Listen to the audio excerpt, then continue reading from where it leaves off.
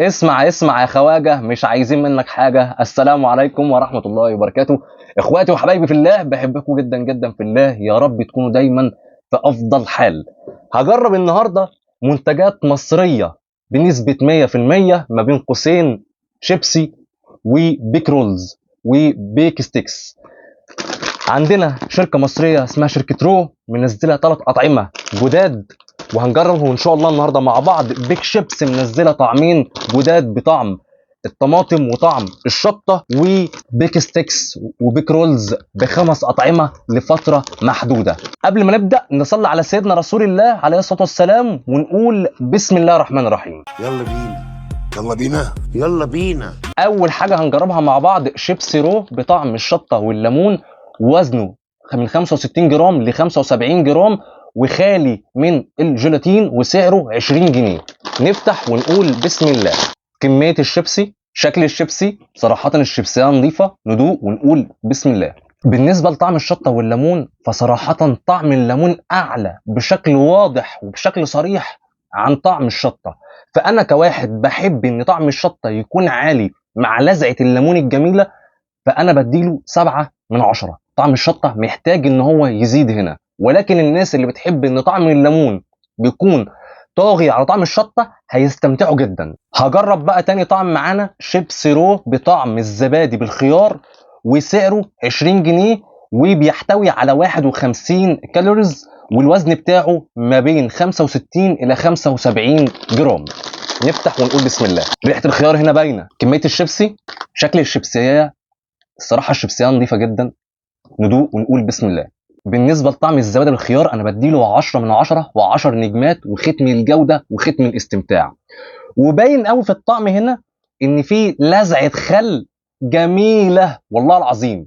تجربوا؟ طبعا جربوا، بالف هنا وشفا. هجرب تالت طعم من اطعمه شيبسي رو بطعم الباربيكيو الحلو، وسعره 20 جنيه، وخالي من الجيلاتين، وبيحتوي على 51 كالوري، ووزنه بيتراوح ما بين 65 الى 75 جرام.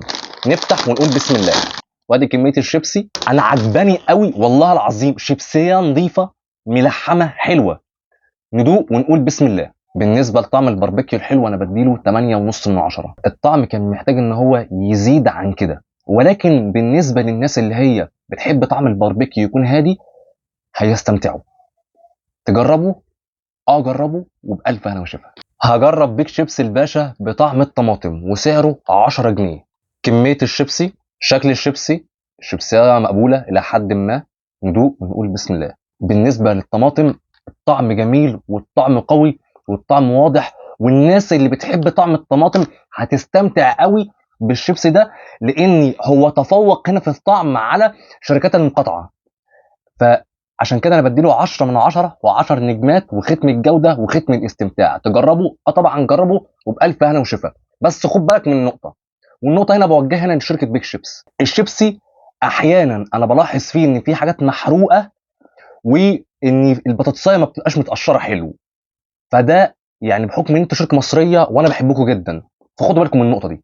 هجرب بيك شيبس الباشا بطعم الشطة والليمون.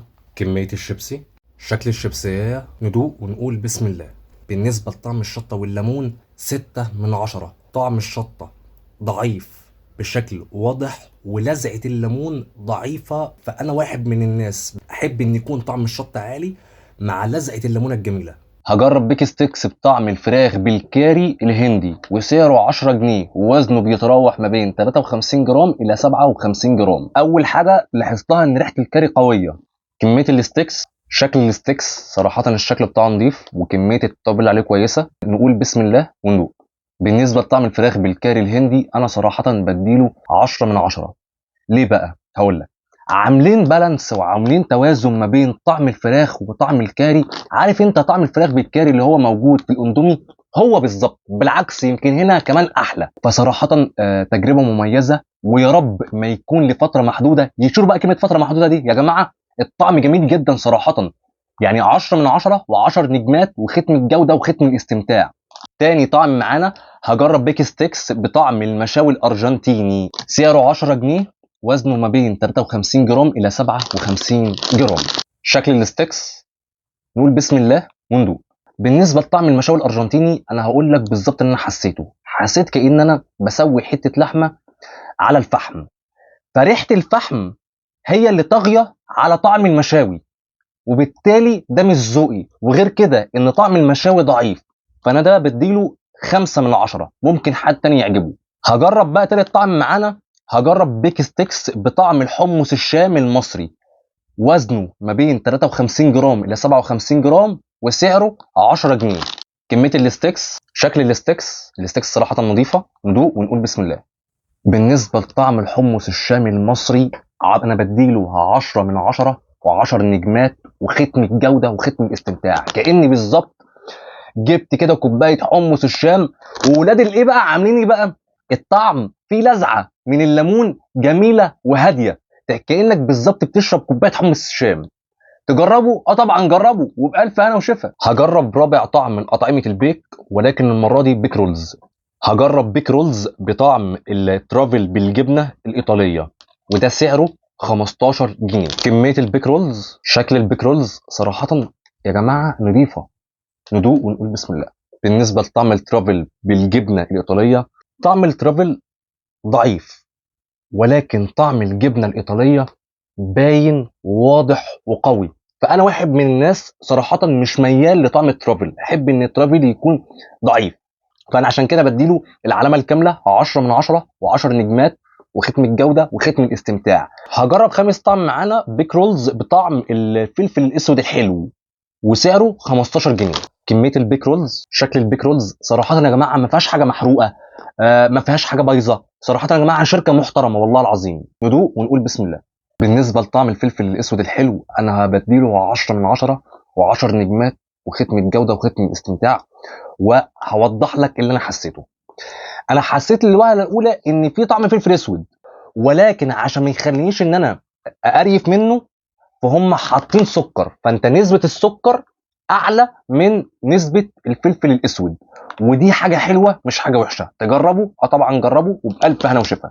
انا حابب اشكر كل اخواتي وكل حبايبي ان انتوا قعدتوا لغايه دلوقتي بتتفرجوا على الفيديو الجميل ده. يا رب يجعلني دايما عند حسن ظن اخواتي وحبايبي.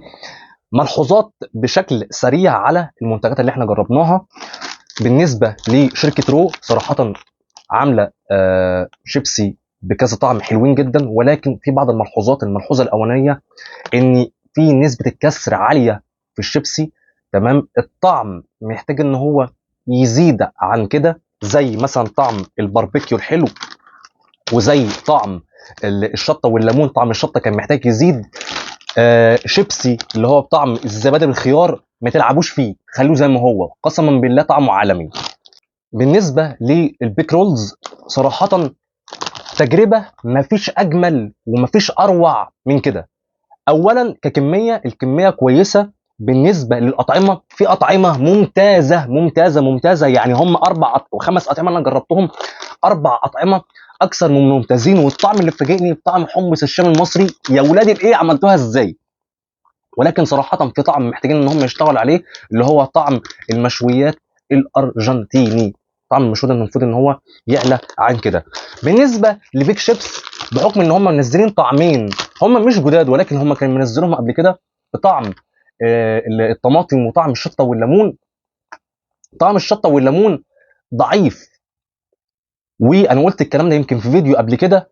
وبالنسبه لطعم الطماطم، الطماطم متفوق تفوق غير طبيعي على منتجات المقاطعه، ودي نقطه كويسه جدا. ولكن محتاجين ان هم يشتغلوا على نظافه الشيبسي اكتر من كده، لان دي شركه انا بحبها على المستوى الشخصي وشركه مصريه. ويمكن كنت عملت لهم فيديو عن 5 اطعمه، وكان يعني ما شاء الله لا قوه الا بالله جاب عدد لايكات محترم، جاب عدد كومنتات برضو من اخواتنا وحبايبنا 10/10. فانا مبسوط ان احنا عندنا منتجات مصريه قدرت ان هي تتفوق على منتجات المقاطعه.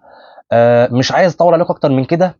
طالما انت حضرتك وصلت لنهايه الفيديو، فاستاذنك ان انت تدعمني بالاشتراك في القناه وتفعل زر الجرس وتعمل لايك وتكتب اي ذكر من اذكار ربنا في الكومنتات، وتكتب طلبك وتكتب سؤالك عشان اجاوبك عليه.